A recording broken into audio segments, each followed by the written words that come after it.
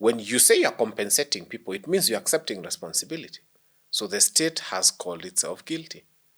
And the US is happy because now, before they can even be investigated, they have offered to compensate.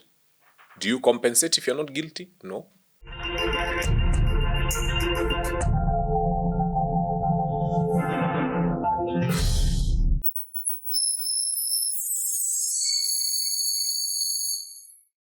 Hey there and welcome to Fanya Mambo Africa. It's been a while since we hosted Fanya Mambo himself on the show.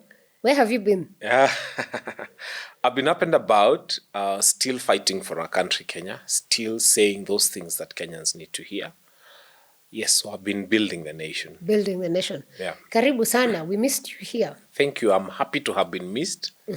And to our viewers, bado nawapenda, nilikuwa bado najenga taifa. Okay. Yes. Very nice. Now, a lot has been happening on the political space in this country and even outside on the geopolitical space, but let's start home. And I think over the weekend, we saw one of the biggest empowerment programs by the President of the Republic of Kenya, President Ruto. And this empowerment was actually done from the house on the hill. Yes. What did you make of the whole empowerment? First and foremost, we should stop calling them empowerment because they are not empowerment meetings. That is a school drama festival taken to State House. It's on a higher scale. Some of those motorbikes have been to more counties than you and me. Zinatoka hii county zinaenda hii, zinatoka hii zinaenda hii. We made so much You noise. mean they're recycled? We made so much noise about those pikipikis online. My good friend, and I can mention him, Gerald Bitok, had to post them on Facebook leaving State House, literally. And then on the State House road there, they were outside there and they were pointing their two fingers salute. And then we told him, hey, my friend, you've forgotten to post them being returned back. Because the question is, I live in Dagoretti South. I am vying for MP in Dagoretti South. And we have asked people, because we saw people from Dagoretti South who went there for empowerment, show us one motorbike. Yenye iko stage fulani, stage tunajua. Tuseme Mudhama, Midhonge, Waithaka, Ngina Road, anywhere. Just, we want to see one.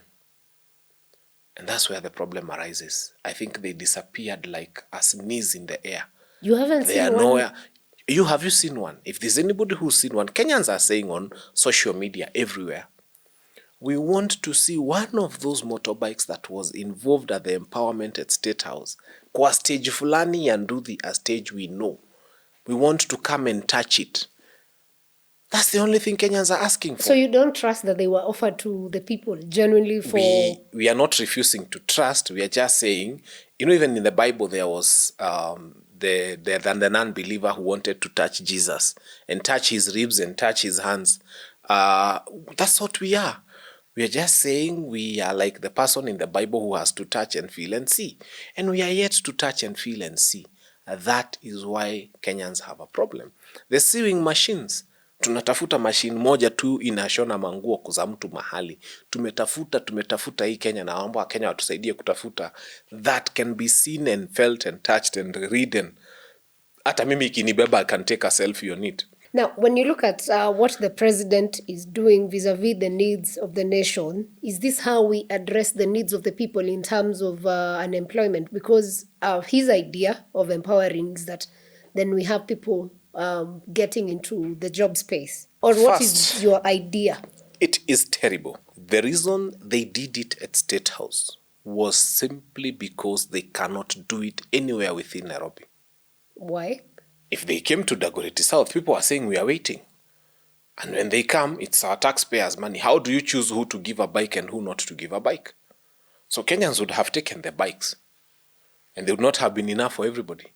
If they had come to the tanks, everybody needs a tank. So everybody would have gone for the tank. The only reason this empowerment meeting was held at State House is not because they like us or because they wanted young people to go to State House. After all, we have volunteered to visit State House. They have refused very many times.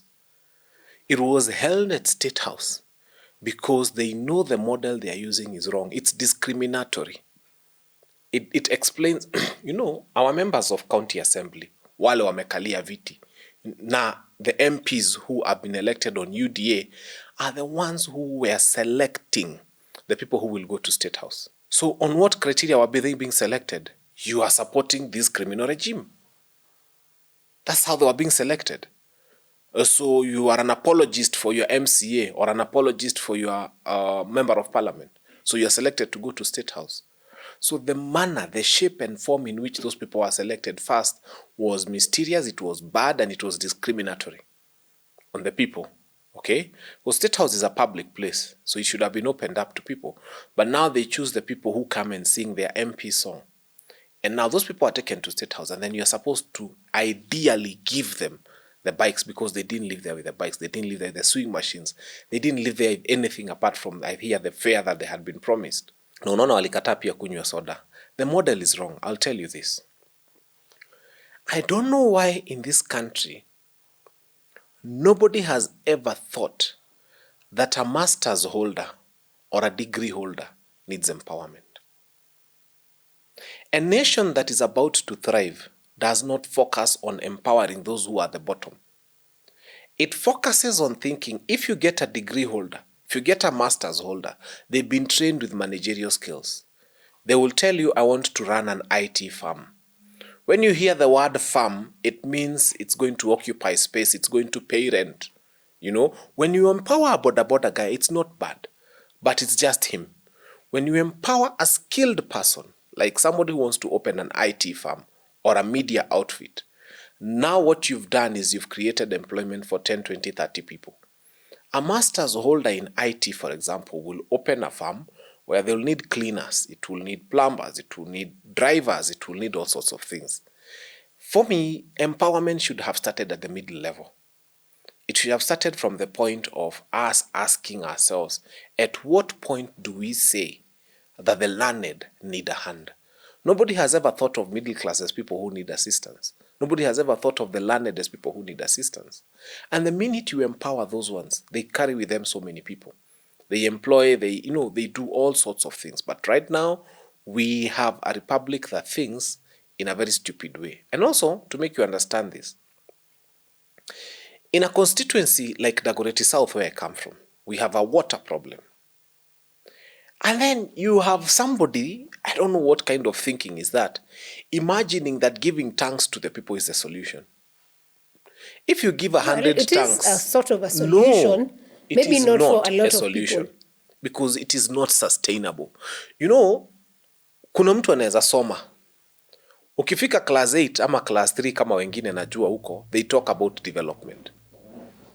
But when you go higher to the university, you start speaking about sustainable development.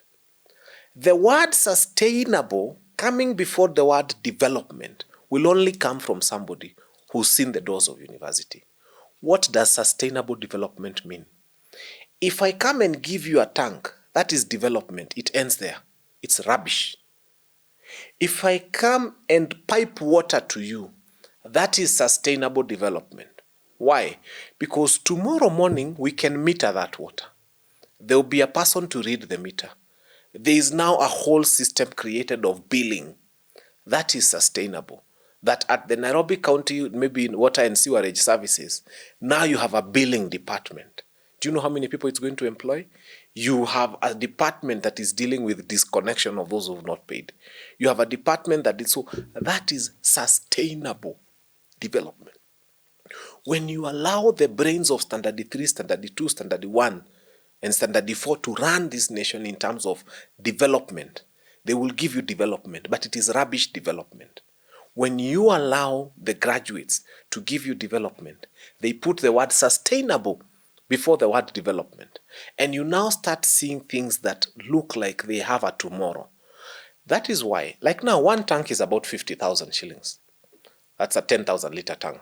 Now, a pipe 100 meters long is 12,500. So the cost of one tank and a pipe 1 inch 100 meters long, if you check, where they put one tank, you'd have put 4 pipes. That's 400 meters.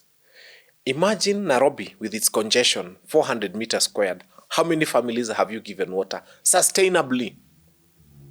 And the bulk of those places we are looking at, there is water already. It's an issue of piping and connection. and billing and metering.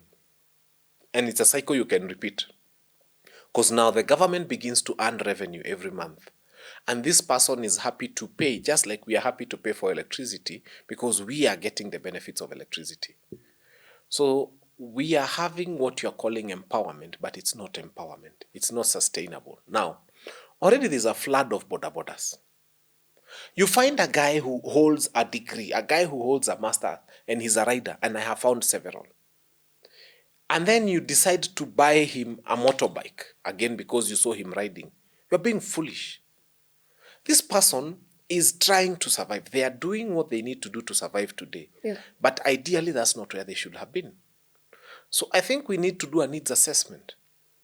You cannot do empowerment without doing a needs assessment.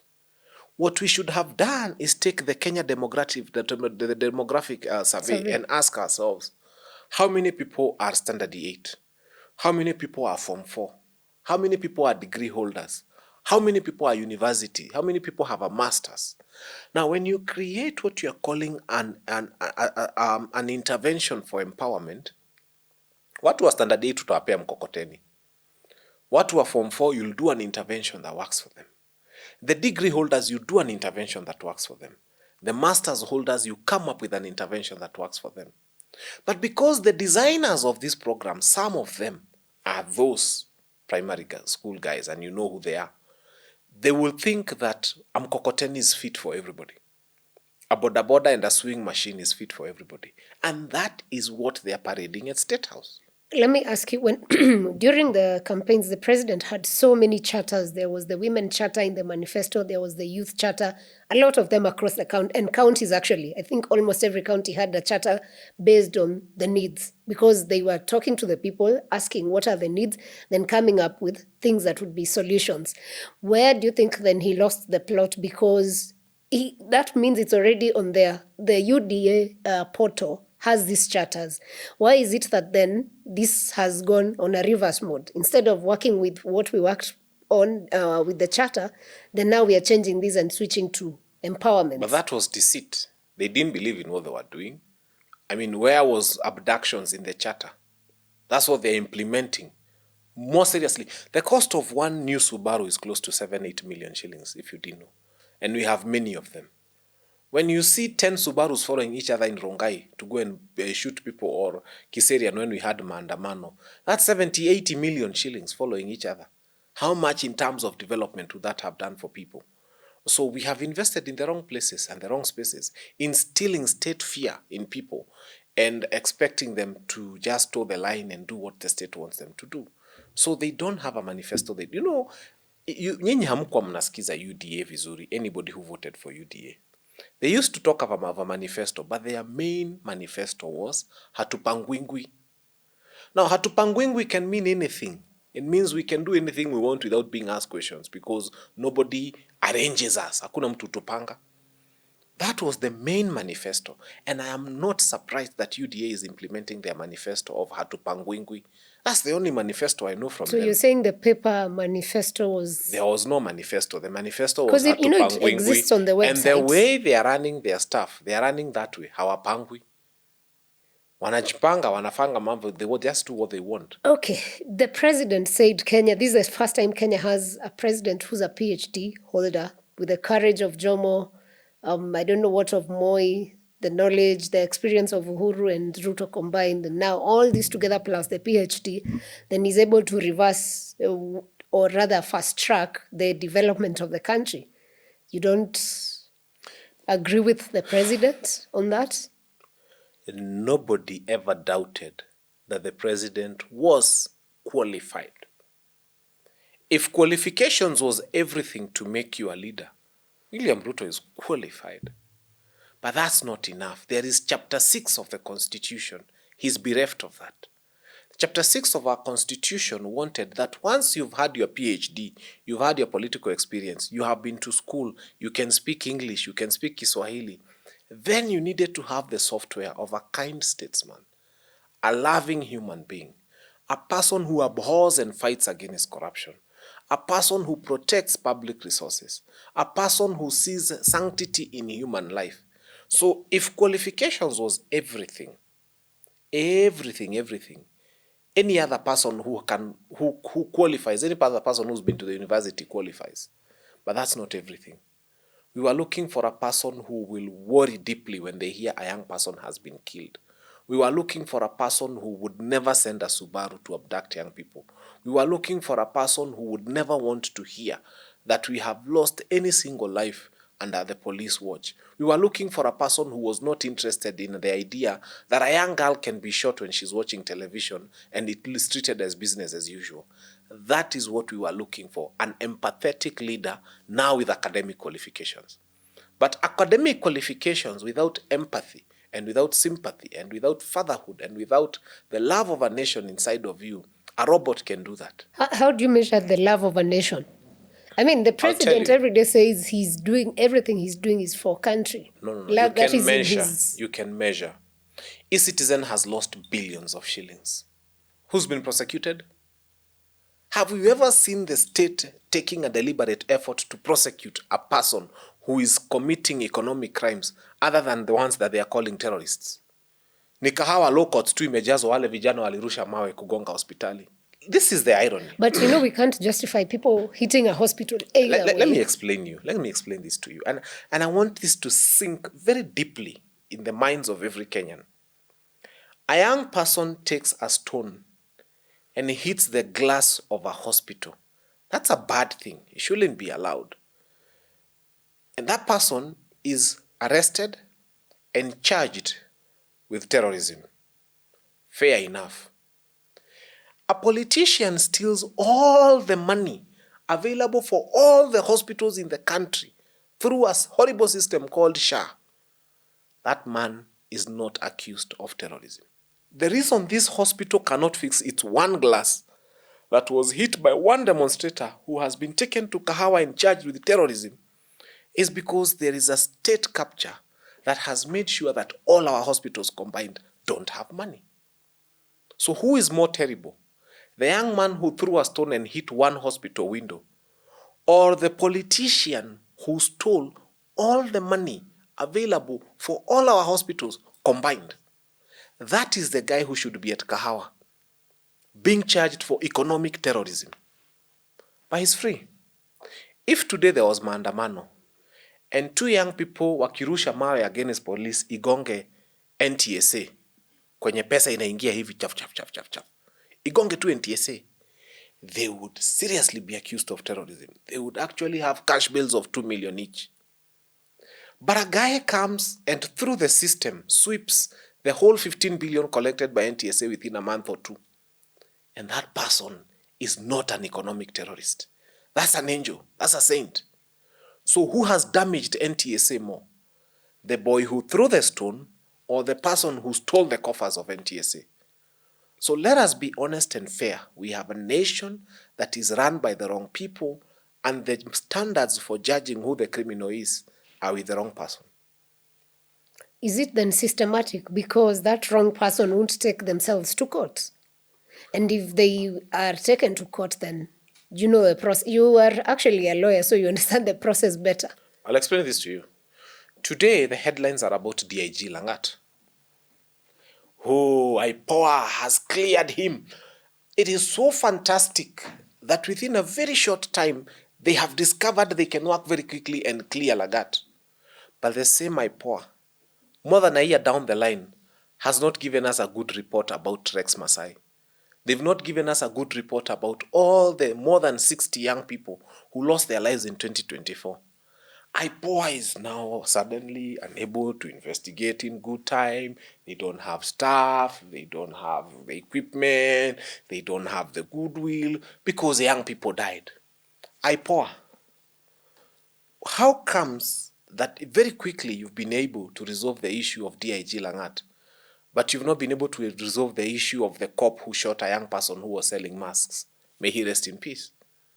And it was actually on video. And it was on video. But they are still investigating whether what was on video was actually the truth. And whether it is really that cop who was captured in the video. They are still investigating. As if they are not the ones who gave him the bullets that were in his gun. So basically when they are doing forensics, it should have been A, B, C, D. I think this was an open and shut case. Open, shut. But wamemaliza ya DID na Langat, hii ndio wameshindwa. That's the country you're looking at. Do you think then the president is being genuine in his, he formed it was called the Committee Conclave. on Proclamation of something to sort people who've been victims of police brutality and things like abuse since 2017, not the Conclave. Okay, good. Yeah. He did very well. And we are saying before compensation, justice. We welcome. Let them be compensated. But on this side of the guy who shot the person who is being compensated, this is the man we are looking for. They didn't kill themselves. If you want to compensate Albert Ojwang, for example, go ahead. I cannot stand in the way of a family being compensated for the loss of their kin. Yeah. But then again, tell us who killed Albert Ojwang. So we are saying that there's only one part of the equation that is incomplete. Justice and then compensation. And it has to be in that order. I mean, what if he works in reverse? No. You cannot compensate me because someone has killed someone in my family, God forbid, but you're not telling me who the person is, and you're not charging the person who killed him. That's misuse of state resources. So all we are saying is that we can set a precedent. Let's kill people, and then let's never hold the people who are used to kill to account. Let's just compensate. So if you look at it from a legal perspective, how are we going to go about that? Because, I mean, it's a proclamation he made. People need to be compensated. But this, the sought for justice means then someone has to push if the president or the committee doesn't push for that. First, it was not in the budget. Yeah. State resources are spent through budget. It was not in parliament. It was not passed through budgetary approvals. So what is it? Why are we running this nation like it's somebody's personal wallet? Maybe there will be a supplementary budget for it. The state runs in a way that makes sense. And one of those things is we do budgeting. And let me surprise you. When these people were dying, the state was trying to suppress figures to show that they are very few. When compensation comes, they will impress the figures. They will not suppress them. Now, all of a sudden, very many people will have died of police killings and brutality. That is where the problem is. It's another window that has been opened to siphon money from public coffers. Do you think it was suspect that it came, I think, 2 days after the US said they were going to review our relationship status? I love that because it's an indictment, it's a state calling itself guilty. When you say you're compensating people, it means you're accepting responsibility. So the state has called itself guilty. And the US is happy because now, before they can even be investigated, they have offered to compensate. Do you compensate if you're not guilty? No. That's why you're saying justice before compensation. Full stop. I really want to know how you see that happening. It's not going to happen. They'll just float a few names here and there, give a few coins here and there to some people. Then you hear several hundreds of millions were spent on compensation. The rest of the money will vanish like a sneeze in the air. Hey, that's... And you've already analyzed and seen the end. The end is theft. You do not trust Professor Makau Mutua and Professor Makau Mutua has been an advocate. He's been a legal expert for many years. Why can't he see the legal part of it, which is justice? Why is he only speaking about compensation? You know, it's like some funny guy I saw telling Kenyans, I'm running for president. If 10 million Kenyans would each give me 100 bob, I would have enough money for the campaign. I'm like, shut up. The end is you want to be elected. Why would you tell 10 million Kenyans to give you 100 bob each for your campaign instead of telling those 10 million Kenyans to vote for you? You become president. Some things people do are defeatist. You can't come here and tell us, I'm Makau Mutua, I'm a lawyer. You are a lawyer for compensation or for justice. No, he was just appointed. It starts with justice. Maybe that is what he's negotiating for. No. We didn't hear what people wanted to hear. When someone loses their child, you don't come and tell them now, I can give you money. That's an insult. You come and tell them first, we apologize for what happened. And number two, we want to bring justice. We want to bring the people who killed your son before the law, and we want justice. We want you to see people put behind bars. That for a mother is more consoling than telling a mother we are going to give you 2 million because we killed your child, or 3 million, or 5 million. Why do you think they never spoke about these things, and also the issue of police reforms? Because these victims were actually killed by the police. I don't think we need police reforms. We've had a lot of police reforms. Explain to me how a policeman who leaves the police station or the GSU because they live in something that looks like a barracks, and they come to the streets, is expected to work with goons, something they were never taught. And then you want to blame that policeman for what happens on the streets. For me, first, we have to deal with the politicians who influence how the police work. Because the police sometimes want to be independent and to do the right thing. But then they are being told, mukifika kwa streets mutakuta vijana wako na batons. Musiguze hao, muguze wale wako na handkerchief. And now you see police working together with criminals to beat up innocent Kenyans. So you can't reform the policemen. I think it's taking back to the voters and telling them, stop voting for idiots and giving them power, because they give bad instructions to the policemen who are professionally trained. Yeah. Okay. Something else that happened also is that we've seen a committee of people who are supposed to lead the NADCO report implementation. Do you think they are being genuine? And is this actually the coverage of what Raila Odinga had proposed as a conclave? First is they gazetted them. Yes. Why did they gazette them? To make it official, perhaps? What law provides for such? Let me tell you. NADCO. And Kenyans, get this. I wish I could explain this in simpler terms. NADCO, nataka mtafute NADCO ni nini? Because watu wanasema tu NADCO hapa. NADCO number 1 was IBC. That was the first agenda of NADCO, which government has implemented without you. So done. Number 2, NADCO was creation of the office of leader of official opposition. And number 3 was the creation of the office of prime cabinet secretary or prime minister. Guess what? Wameangalia hii 2-term yao, wakaona 2-term haiwezi work. Because for 2-term to work, they need the 5 seats at the top. They need president, deputy president, prime cabinet secretary, 2 deputies, and a 6th person who is the leader of official opposition. So what they are doing now is hoodwinking Kenyans into an emotive process called NADCO. But once you get into NADCO, you realize ni kiti ya prime minister ndio wanatafuta. Na wanatafuta kiti ya leader of official opposition. But don't we already have the prime CS? No, they want to get prime minister plus 2 deputies. So that now in 2027, when they are running, they are able to tell Kenyans, tumeweka Mukisi, tumeweka Mujaluo, tumeweka, because it's the 5 big tribes you need to reward for you to become president. And then young people are telling them, that script you're trying is not going to work.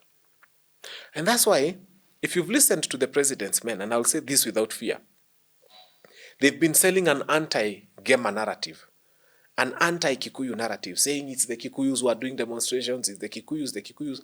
That anti-Gema narrative was meant to achieve one objective: seclude Mount Kenya, and then have the rest of the nations take 5 seats at the top.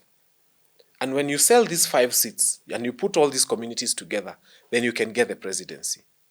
And now the good thing is that Gema is wise. Gema is now saying, we don't even want to be president. We don't even want to be deputy president. How do you beat people who have refused the 2 top seats in the country? And they are saying they can support any other person. This is what is making the matrix complicated. And we are telling Kenyans, you must reject NADCO. If you do not reject NADCO... How will you reject something that is already gazetted so far? For the longest, it has not been implemented. Why now? What do you people want the office of a prime cabinet secretary for? Can you imagine 50 million Kenyans who are facing problems of health, who are facing problems of university education, school capitation? You cannot be able to take your child to school without a bursary. Some of them are going through very difficult times, and then they are being told that ile shida yenyu muhimu, create a committee not to discuss SHA, not to discuss university funding, not to discuss capitation, not to discuss free primary education. We have set up a committee to discuss the office of Prime Cabinet Secretary, to discuss the office of Leader of Official Opposition. That, in their view, is what matters to Kenyans. Is this what Raila Odinga was pushing for when he said there'll be a conclave? They have created conclave, but the conclave is to discuss NADCO. Let me interest you even more.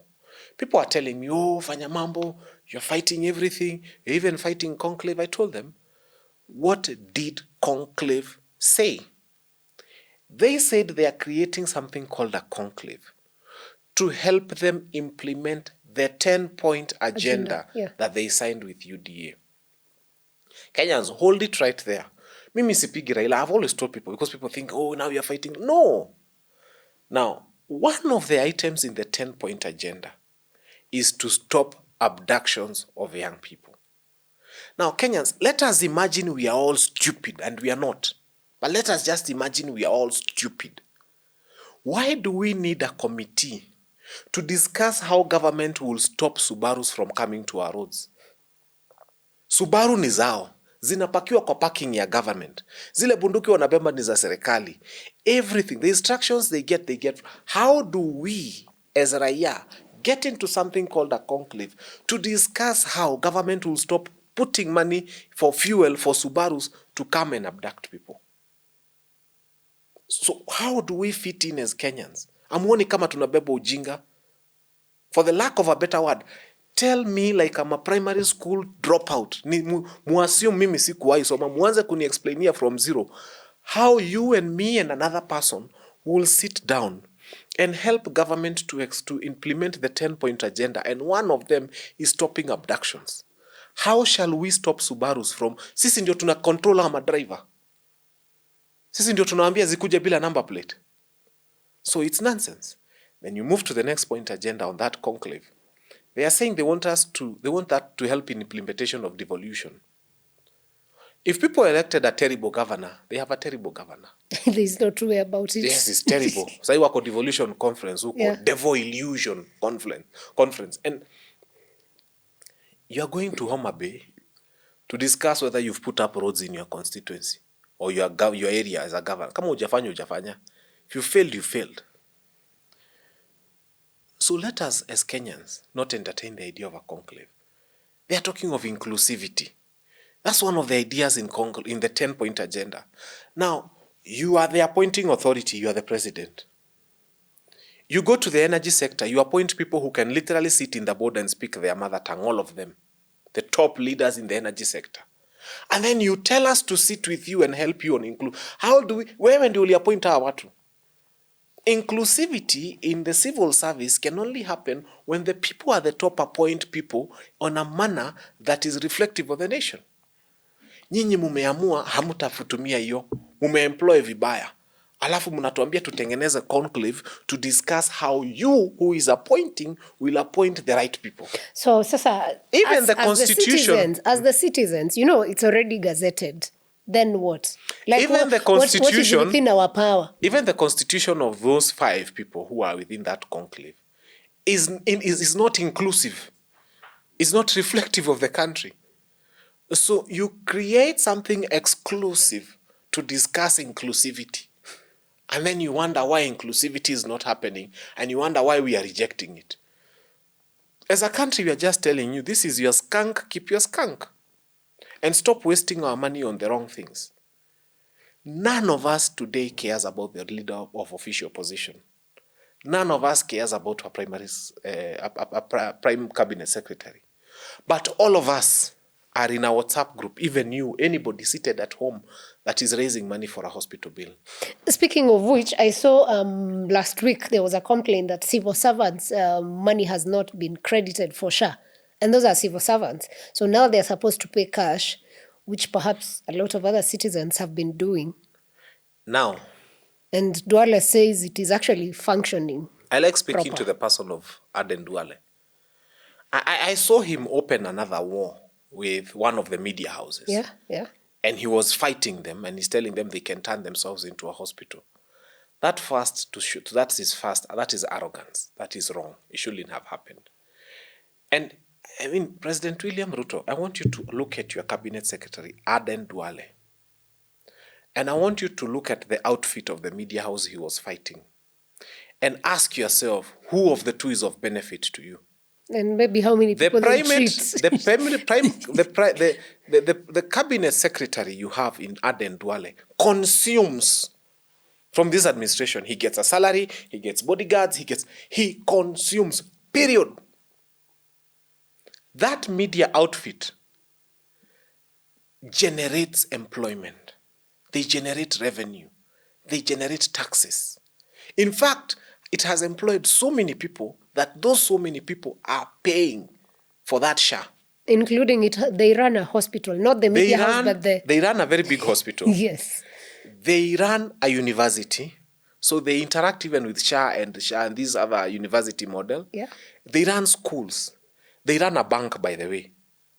They also run one of the best hotels where I know Duale goes to take a cup of tea. They run 64% of that hotel.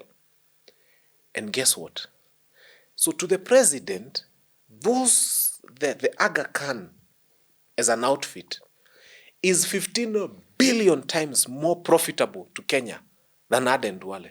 If he had to sacrifice, he should sacrifice Aden Duale, but not the whole enterprise that is the Aga Khan Foundation and the things they have done for this country.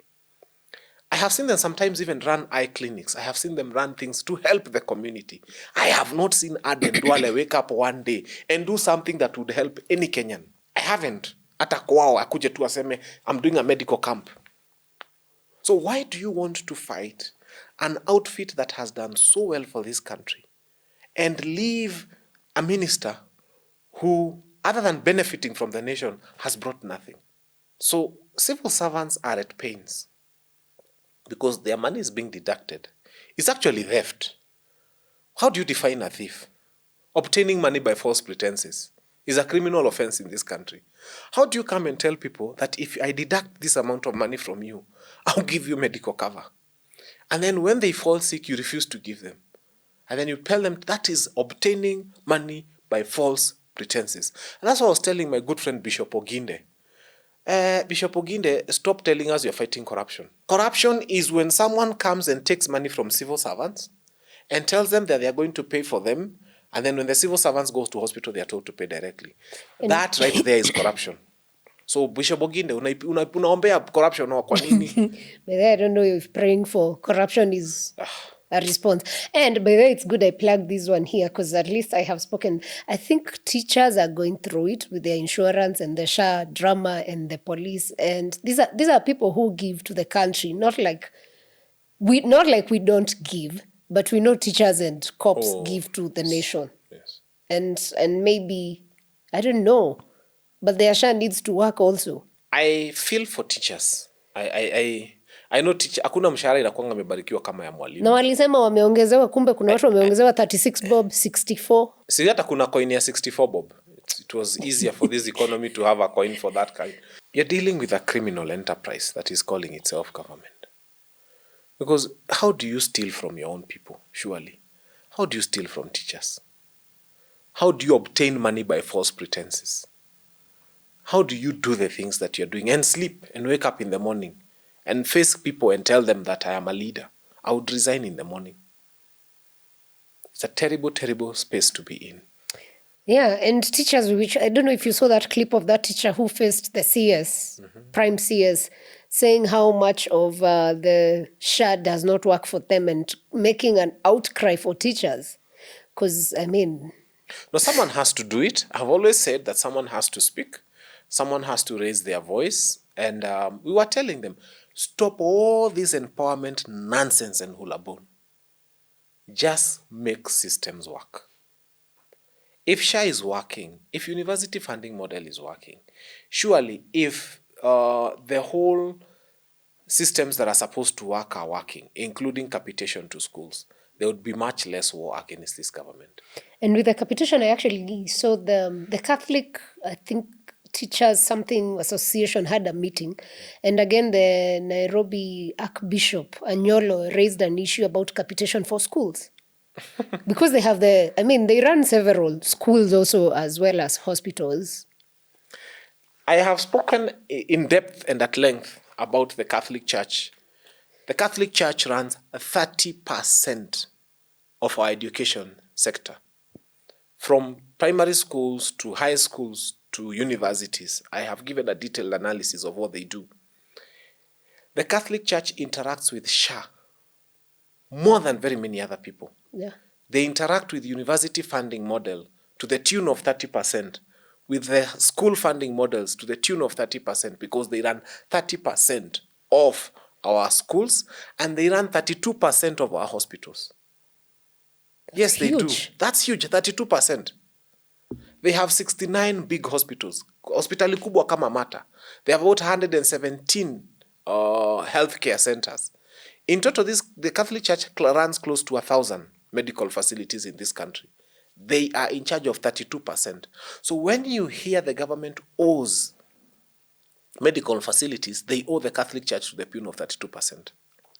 Now, when I saw them calling some pastors to State House, and those pastors were clapping for this administration and saying it's working, is because the cluster of pastors they picked are pastors who do not even run a daycare, pastors who do not even run a kindergarten, pastors who do not pay taxes for anything other than the food they eat. Some of those pastors ni tumbo tu walipeleka State House. And that is why when you tell them university funding model is not working, they would not understand, because they've never run a kindergarten, leave alone a university. Some of the pastors who go to State House and clap for the president and sing for him and say all sorts of good things and leave with an envelope and a big collar here and a big... Those people don't run anything. And that's why they think the Catholic Church is making noise for nothing. A pastor who doesn't run a school would never understand when you talk of capitation to schools. I know of Catholic schools that are being taken to court because they can't pay suppliers. Umeletewa marago, umeletewa mchele, umeletewa mahindi, you can't pay your suppliers. And you're waiting on capitation from the school. So the Catholic Church feels 30% of the heat. If they were to close their schools, 30% of our children would not go to school. That would be horrible. If they were to close their medical facilities, 30% of the people who get treatment would not, including some of those MPs who are singing two-term. The bulk of their constituents rely on Catholic facilities where they come from. So let us be cautious. Let us be extremely cautious how we deal with that church. But also, when you speak of capitation to schools, even some schools closed early. Let me tell you. Kenya has a total of about 10,000 schools, high schools, okay? Kenya has 1,200 thereabout private schools that are high schools. Mm-hmm. There are about 8,500 schools that are left are public schools. Now, I usually tell Kenyans, mumeambua eCitizen is not working. Alafu mukaambua muchukue pesa yenyu ya school fees muweke kwa hiyo eCitizen yenye haiwork. Let me tell you, itakuliwa tau. Wanakula wanapanguza mdomo, inagulwa. I'll tell you how. If you have 126 national schools, take your calculator at home. Just multiply 125 for easy math. National schools. A national school has about... If you look at Mangu has 2,800 children. Most national schools have an average of 2,000 people. So I want you to take your calculator and take 125 national schools. Let me do the math. Yes, do 125 national schools. Uh-huh. I want you to multiply that by 2,000 children. 125 times 2,000. Yes. That's about 250,000. 250,000 young people are in national schools. The government has set a standard that any person in a national school has to pay not more than 75,728 shillings per term. So just take that 250,000 children, just multiply for fairness sake by 75,500. 75,500. That gives us 1.8. No, 18 billion. 18. Yes. Oh, okay. There's an 250,000 children. Who calculate I can buy a new iPhone? You, if you are at home, just take 250,000 young people, multiply by 75,000 per child. You will find that Kenyans are going to put 18 billion shillings into eCitizen yenye mulisikia inagulwa for just the children in national schools. Now, out of the 14 million people who go to school, I told you 4 million are in, actually 4.1 million are in high school. So if you take 4.1 million, yes, are in high school, yes. 10 point something are in primary school. Whoa, out of the 14 million. I've done my research. Now, the rest now, if you take 125 from about 8,000 schools, you are left with about still another 8,000 and something schools that are supposed to pay money through eCitizen. Now, for information, on the government websites and everywhere you go to, there is no information about county school, sub-county schools, and extra-county schools. That is in terms of how many children are there. So I decided, in fairness, let's take these children who are remaining, about 3,850,000, and say that half of them are in day schools. Day school tu ya kawaida hii unatoka unarudi. And that would be 1,250,000 young children. Let's say those ones are in day schools. And each is paying 10,000 shillings per year. That would be another 19 billion you would send to government through eCitizen. But wasn't it recalled, the issue of paying via eCitizen? Extra county, I'm just telling you because they'll force it and it will happen. So once you do your maths, because I have done it, in total and in short, it is possible that Kenyans would put 300 billion into eCitizen. That is what they were targeting. Muchukue 300 billion. Mupeleke kwa eCitizen yenye inagulwa, yenye inaguliwa tau without table manners. Wanajimwagilia huku wote wakikula. That's where we would have put 300 billion. And if we had put our 300 billion there, these people that we can't trust with our health, it means our children, education would have crumbled. I thank the courts for stopping and completely putting to a halt the idea that we as Kenyans can entrust this rogue regime with our money for school fees for our children. Wamekula health na tumeona. eCitizen wamekula wamemaliza. Sasa imagine kama tungechukua pesa zetu as parents and put onto eCitizen more than 300 billion. That would be lost. That would have been lost for sure. Certainly. Yeah. And the other day, the president signed the conflict of interest bill. And this is essentially supposed to separate, I think, public servants from engaging in business government. Yes. When you see him sign that, then the other day in the stories in the papers, we had the story of eCitizen where, was it 11 billion was lost? There was the NTSA saga, all this. And his name appears. I am not an investigator, but from the reports I have read, his name and his family appears. Now that it's an act of parliament, is it? It's a useless act of parliament. It was a waste of parliamentarians' time. When you steal, you're a thief. Doesn't matter either you had public interest or there was a conflict or you're a public servant. You're a thief, you're a thief, you're a thief. The penal code is enough to deal with a thief. So this whole hulabaloo of wasting our time is actually PR. It's a waste of public energy and time on a public relations exercise. So you don't see it making any progress on the... Towards where? I mean, as a country, in terms of, our fight has been people who are in government are always doing business and they end up with what we call budgeted corruption. So that is not going to help in any way. It is simple. Instead of dealing with conflict of interest bill, what they should have done is said that there are things that cannot be done by private citizens, and one of them is building of roads. If you concentrate the construction of roads, why are you calling yourself a county if you don't own a shovel? A county has to rely on a private person to come and dig up its own roads. If I was governor today, I would make sure, especially in a rural county, just make sure you have 3 graders.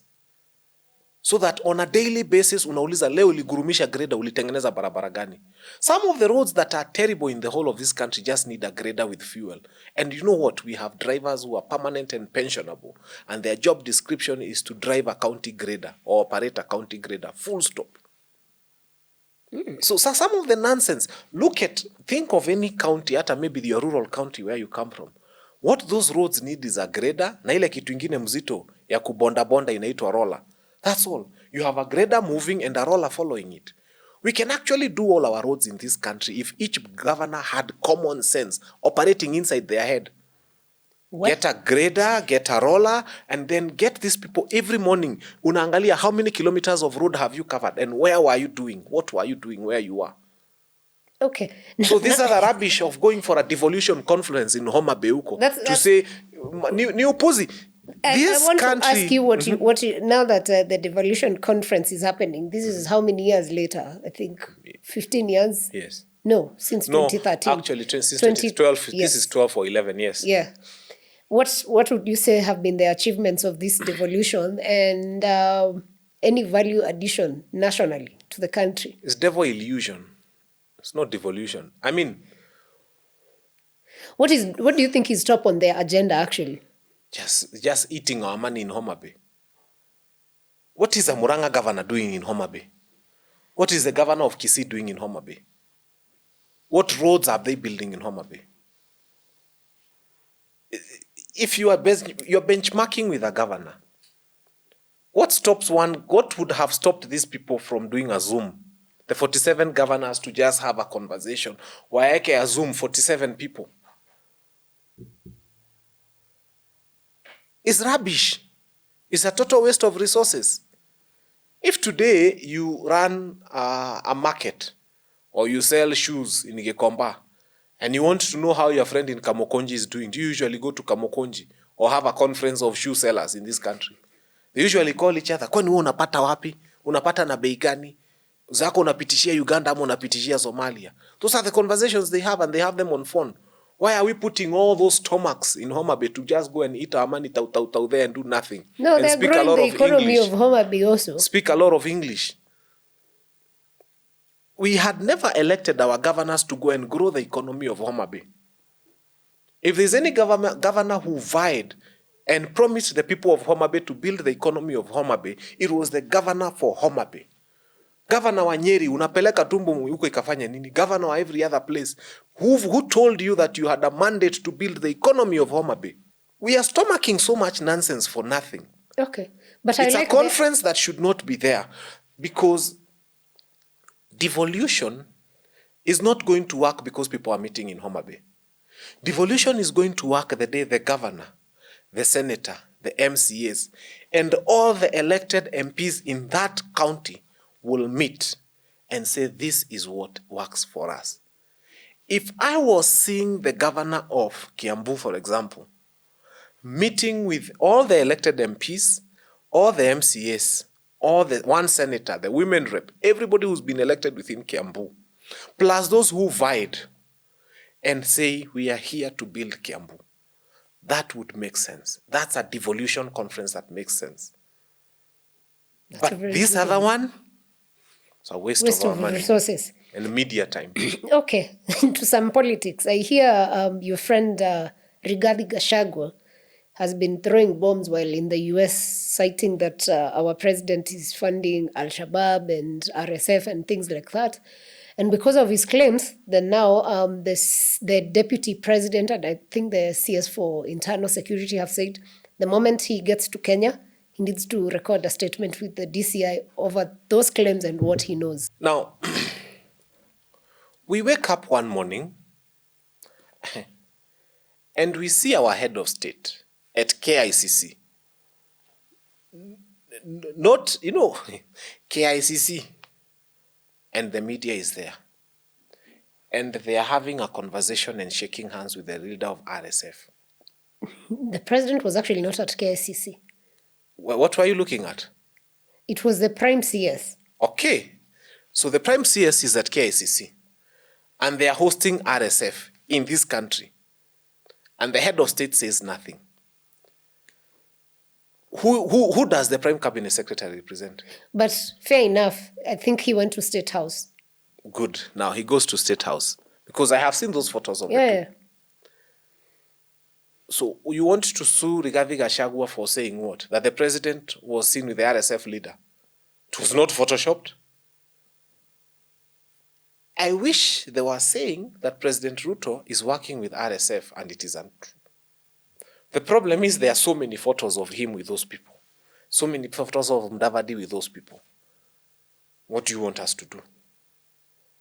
To go and unphoto them. You know, they were photographed, so let us unphotograph them. They were videographed, let us unvideograph them. Unfortunately, those photos, those videos are in the US. So what are you accusing Rigathi of? Reporting what happened. It's like Reuters. Reuters tells you, or a media house tells you, we saw someone walking naked. So you want us to go and unsee it. We have seen them. So bring him, take him to DCI, let him record a statement. He will just come with all those photos and tell DCI, nyinyi hamukuona hizi picha. Then what will DCI tell him? Sometimes it's better to keep quiet, especially if you've been caught with food in the mouth. Ulikuwa unakula sukari na imejaa huku, unasema mimi sijakula sukari na inaonekana huku kwote. You just keep quiet. Okay. It's safer to be quiet. Yeah. Okay. I hear Mount Kenya is Kiambu County wants to, or rather there were proposals that Kiambu County should be shelved from Mount Kenya or cut off by some politicians. What is happening, you Mount Kenya people? Let me tell you. You wake up one day, and in your wisdom or lack thereof, and it must be lack thereof, you decide that Uasin Gishu County must be removed from Eldoret. That's a good decision. And then? So carry it on your back. Where will you take it? You know, the problem we have had is that we have allowed ourselves to listen to people who have got nothing serious happening between one year and the other one. Because when you come and tell us, I'm going to remove Kakamega from Western, so where will you take it? I don't know. You know, you people in the political space have a lot of Let me drama. give you a good answer. Sometimes I want to answer some of these politicians. And I seriously sit and I really want to answer. And then I say, science needs to discover a machine, a new machine called a knowledge extrication machine. And then they need to discover another one called a knowledge storage chamber.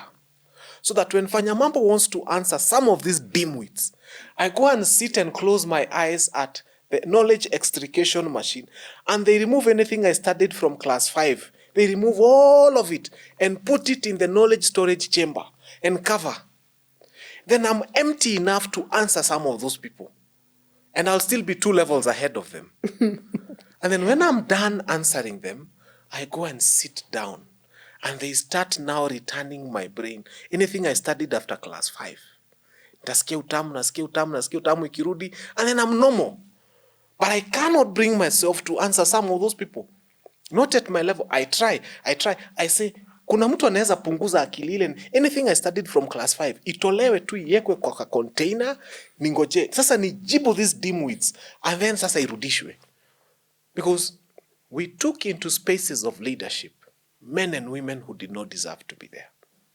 And they have brought us ideas that sometimes we wish we can go to a primary school somewhere in the rural village and ask, anybody in standard 5, raise your hand. Come sit here, answer these guys. Yes. Sad by a lot, but it is what it is.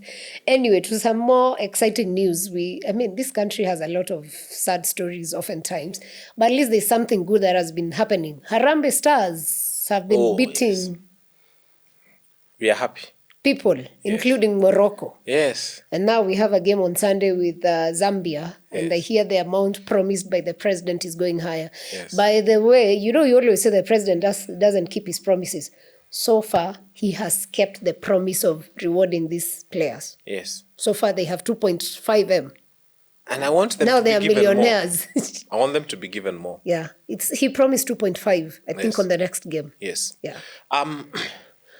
The Kikuyu have a saying, and I'll translate it, that says, you don't bury the elephant with its tusks. William Ruto is an elephant we want to finish with in 2027 through the ballot.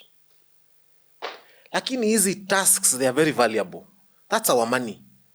So hata tulikuwa tunamu-encourage, alifanya makosa kupromise 1 million. Angesema 5 million per player. Because we want him to go empty. Really, he must go, and he must go empty.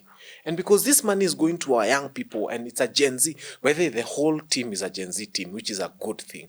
So we are moving money now from a generation that has oppressed Gen Zs into the pockets of Gen Z. So for the first time, I am happy, not for the president, but for these young people. For the players. And number two, you need to understand this. Now, Kenyans have a duty, and it's a very solemn duty. We've had athletes and young people who've experienced a windfall of money. And this is really deep. And if you're struggling to raise fare for the next game, then all of a sudden you have 2.5 million. A few realities will hit you. Pride can come in. Arrogance will come in. So they seriously need people to look at them, not as the stars they are, but as young, vulnerable men in their 20s. Na mimi ningependa kuadvise Harambee Stars niwaambie kitu moja. Kuna tusichana tunajuanga saa zile ngano imeharvestiwa Eldoret, and they move there. They know when there is bonus in Kangema, and they move there. They know when the wild beast migration is happening and the tourists are here, and they move there. And in every place they have gone, they have left men there in tears and women in tatters. I beseech you, young people. These young girls now know. They know where the bonus is, and it's within the courts of Harambee Stars. In the name of God, the Father, Son, and the Holy Spirit, I beseech you, please. You are young Gen Zs, I'm a millennial, you can listen to me. I may not be the oldest, but I'm not foolish, and I'm not the wisest. Just guard that money with zeal. Look for a bank. Look for a financial advisor. Look for people who mean well to you. And don't go helping your whole village. Some of them would wish you'd rather you are poor. This money will change the lives of these young people. But nobody has seen it beyond that. Yeah. So let me be the first to talk about it. Young people, this money can change your life for the better. But you need hand-holding. You need the right people showing you the way. And don't think that by the time you finish, you can have 5 million or more. It's a lot of money. It's also very little money. But there's only one place I'll fault the president. The avoidable housing. I'll always call them avoidable, that he's promised these people. Can you imagine a TSC teacher whose salary has been deducted for this long, and that teacher has never been promised an SQ in those houses? I want you to take the image of a civil servant who's faithfully, painfully, and diligently been deducted money, and that money has never been promised to any of him.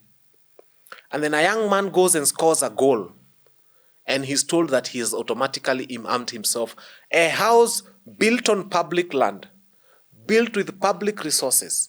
And who confers upon the president the power to decide who gets which house, where, when, and how?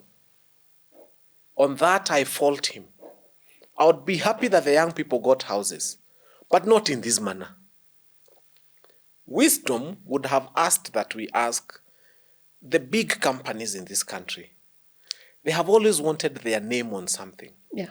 And to say, let each company adopt a player. And we cannot miss 15 big companies. And now it becomes the private. One bank can say, I am taking a striker. A communication company can say, I'm taking a defender. Brand them and say that this person is a brand ambassador for our company. And then let's give them those goodies through that channel. And it is easy to even tell the companies we can try to discuss tax waivers on some things if you help us do this for the Harambee Stars. Unfortunately, his advisors are the same. And that's why the results are always the same. Overall, when you look at it, it's a good thing that we are happy our players are getting the money. In fact, we want more money to go to them. I wish even that 600 million gets to them. But looking at it from an overall perspective, this is just football. We have rugby, we have table tennis. Our girls have just won. Yeah. So what is the better thing in managing sports? Because this is one aspect and it is very welcome. But what about... Our starlets have gone to Cameroon, Yaoundé. The young girls, they are called the volleyball team. They have beaten Cameroon at home. They have become the best under 20. I'm speaking of a team that is not even home yet. I think let us think holistically for sports. And let us not be reactionary. Let them come home and be received and feel that they participated for this country. Can you imagine beating Cameroon at home in Yaoundé and the under 20? It means that the future of volleyball for our girls is really bright. Yeah. So it's, as I said, it's supposed to be a policy issue, a holistic issue. Let's not be reactionary. We have CHAN, we are dishing money. What happens when tomorrow, like now, rugby has done so well for this country. And they are struggling. If there's one team that has really put ourselves on the map, it's the rugby team. Na kila mahali mukienda kujenga stadium ni a ball. And our football was doing terribly throughout the time. Nyayo Stadium ni a football. City Stadium ni a football. Kasarani ni a football. They are building Talanta ni a football. Every high school in this school has a football pitch. Nobody thinks of other athletics or other games that do our Kenya proud. Hizi stadium zote simukasirike museme moja ni ya rugby. You know, make Nyayo Stadium a rugby stadium, or make Kasarani, or make Talanta. But let's dedicate resources to those other sports that do as well. So the problem we are having is also that one. Kila kitu imewekwa tu post za football hapo. I hope they can work on a policy that improves on that. Or if it's there, then implement it. Because I actually imagine there must be a policy somewhere. This country, we are not short of policies. As we come to a close, I've remembered I saw CS John Mbadi yesterday saying that we're going to construct a new airport, not renovate JKIA. Because we remember Kibaki for Thika Road, we remember Uhuru for SGR and Expressway, and we will remember President Ruto for the new airports. What are your thoughts? You will remember him for the death of Gen Zs. It happened during his reign. So that's something to be remembered for. I have spoken about the airport, but I will speak about it again. This country does not have a shortage of airports. When you go on the Meru highway, kuna pickup ya miraa inaenda bila brakes kutoka Meru mpaka huku. And many times they kill people. Inatoa miraa Meru, ipeleke JKIA, miraa iende Somalia. There is Isiolo airport right there. We have not utilized our airports properly. You know, Isiolo airport, I spoke to Irungu Nyakera, and the runway was badly done, hence why it is not usable today. And now they want to build a new one. I hope they will do a better runway. No, they want to build a new airport. Yes. We have a runway that was badly done. That contractor has probably not been jailed. Yep. Now you want to build a new airport so that you can remember the president. This is the insanity I'm speaking about.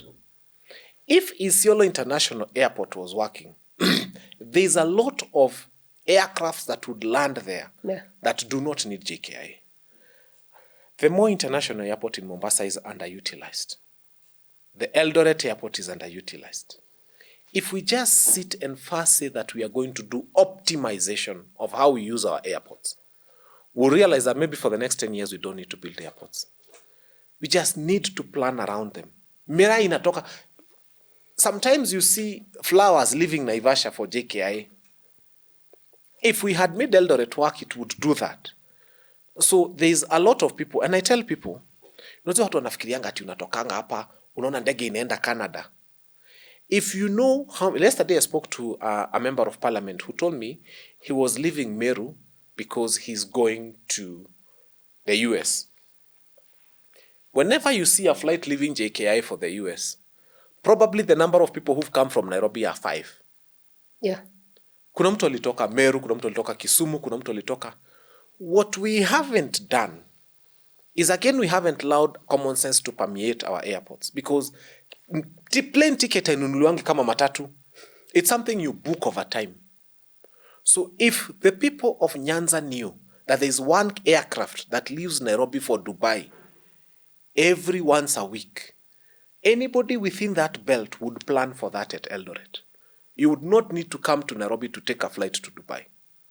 Can you imagine most of the people who want to go to Dubai and they're from Voi, they come to Nairobi. The Mombasa, they come to Nairobi. If we made Mombasa a hub where we know there is an aircraft that leaves Mombasa every so often, for the Netherlands, for wherever, people will plan around that. So let us not build an airport, Mbadi. Let us build infrastructure, the systems that will make our airports have value for their existence. Isiolo size barely functions. It's useless, actually, at the moment. Okay, very interesting. Your final remarks to our viewers? I think I'll end with Mbadi himself. You're not forgiving him? I'm not leaving Mbadi behind, because Mbadi, when he made that statement, he also spoke about the remaining 7 years of Ruto, according to him, 7 years. And I want to tell him that one term is real. He needs to have that sinking in his brain that this is a one-term presidency. And he thinks that it's a strange phenomenon, because wanasema ati President wengi walienda 2 terms. It's not a strange phenomenon. John Mbadi, Nelson Mandela was a one-term president. The famous Jimmy Carter in the US was a one-term president. The first George Bush in 1993 lost to Bill Clinton, sema one term. Trump, sema one term. This is just, he's just gotten his second term after breaking from the one term. Nicolas Sarkozy of France in 2012, sema one term. Gordon Brown in the UK, sema one term. Then we have in Nigeria, you remember Good Luck Jonathan, sema one term. So, and there are many, even Liberia we had Charles Taylor, one term. I can name for him so many presidents in Africa, in Europe, in the US, who have been one-term presidents. Na hawakukufa. So in 2027, we shall add the name of William Ruto to those of Sarkozy, of Jimmy Carter, of George Bush, of Nelson Mandela, of Trump, and we shall say William Ruto, 2027, one term. That has to sink in their brain. That one term is not a new phenomenon in the world. We are not experimenting. The experiment has been done. It has actually been proven scientifically and through elections that it happens, and it can happen, and it will happen. So the minute you prepare your mind for that, John Mbadi, and it's because I think you're a brilliant fella in the wrong camp, then you will not go into depression. Unajua anaweza shikwa na heart attack. Na tunampenda. So tunamuombea, tunamprepare. Tunakuambia in good time. You keep saying you don't see a strong opponent for William Ruto. And we keep telling you, William Ruto doesn't need a strong opponent. We're just telling you to show us who are those who in their right state of mind, having seen what is happening in Kenya, will vote for William Ruto. You keep telling us who will not be voted for and how the others cannot remove William Ruto. What you don't tell us is those who will vote for William Ruto. Ni akina nani hao? Okay. Yeah, nani huwa hajaonja SHA? Nani hajaona university funding model? Nani hajaona abductions? Nani hajaona killing? Nani hajaona human rights abuses? Nani hajaona Ojwang akizikwa? Nani hajaona we are missing more than 200 agencies? So when you come and tell us that one term is a dream, we're just telling you it's a pipe dream on your end.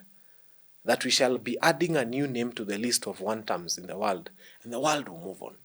All right. CS John Mbadi, you are welcome on this seat for your right of reply to Fanya Mambo. It will be amazing to have you on board. But to everyone who watched the episodes today, thank you so much for joining us. It's been such an intense conversation, and we wish Harambee Stars all the best in the Sunday match. Thank you for watching. See you on the next episodes.